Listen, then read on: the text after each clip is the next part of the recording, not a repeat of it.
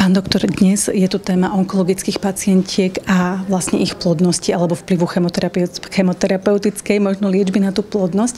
Vy ste z Centra asistovanej reprodukcie. Aké máte skúsenosti s takýmito pacientkami? V akom štádiu chodia? Je to ešte predtým, ako majú diagnostikované niečo, alebo naopak potom? Tak želané je, aby prišli predtým, ako majú operáciu a následnú chemoterapiu, respektíve v tom intervale medzi operáciou a chemoterapiou.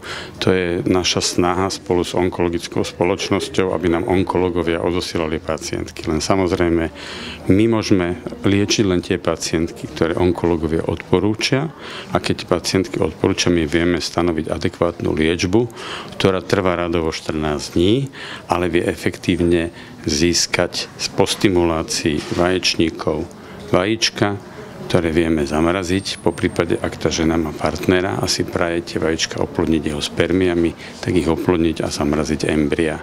Takže želateľné je to, aby to bolo pred samotnou operáciou, a interval, ktorý je na to potrebný, je približne 2 týždne. Je to ale v čase, kedy už prebieha nejaká liečba, že nevylučuje sa vlastne váš zásah s chemoterapiou alebo teda s onkologickou liečbou? Tento manažment indikácie liečby je v rukách onkológov. Onkológovia riadia liečbu, aj odporúčajú pacientky do centier asistovanej reprodukcie. Centra robia tú robotu, ktorú oni robiť majú, a to znamená, že navodia stimulačnú liečbu, monitorujú pacientku počas tej liečby a odoberú gaméty, teda v tomto prípade vajíčka. Čiže z vášho pohľadu je to vlastne štandardný prípad, iba je to celé urýchlené, tak? Je to úplne štandardná stimulácia, ktorá prebieha aj u iných pacientok, pretože onkologické pacientky, okrem tej jednej diagnózy, sú to zdravé ženy, ktoré majú všetky také isté parametre, ako majú iné ženy v ich vekových skupinách. Aký je potom ďalší postup? Teda vy ste spomínali, že onkologické pacientky si nemusia hradiť mrazenie. Áno, my sme po opakovaných rokovaniach s ministerstvom, ktoré umožnilo túto liečbu našim mladým ženám a dalo to aj do svojho vyhlásenia, tak sme ako všetky centra na Slovensku garantovali, že nebudeme požadovať poplatky za mrazenie týchto vajíčok, a onkologické pacientky to tu môžu zadarmo. Toto takisto už celé roky prevádzkujeme u mužov, vtedy keď majú nejakú rakovinu testis a sú odoslaní onkológmi, respektíve urológmi na odber spermií. Viem, že je to asi individuálne, ale ako dlho približne, teda ak sa dá nejak povedať vo všeobecnosti, ostáva embryo alebo spermie alebo vajíčka mrazené?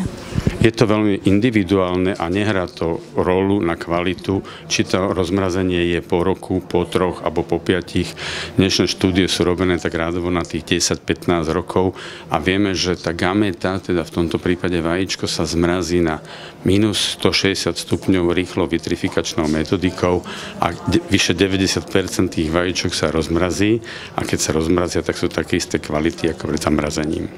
Predstavme si teda situáciu, že príde onkologická pacientka po liečbe, má u vás zmrazené, dajme tomu embryo alebo vajíčka. Vy sledujete aj ďalší jej vývoj toho tehotenstva? My sledujeme oplodnenie a potom samozrejme, jak to tehotenstvo začne. Po prvom trimestri, keď vidíme vitálnu graviditu, tak je odoslaná do svojmu gynekologovi, respektíve, ak je tam potrebné, tak do špecializovanej ambulancie na liečbu rizikovej gravidity.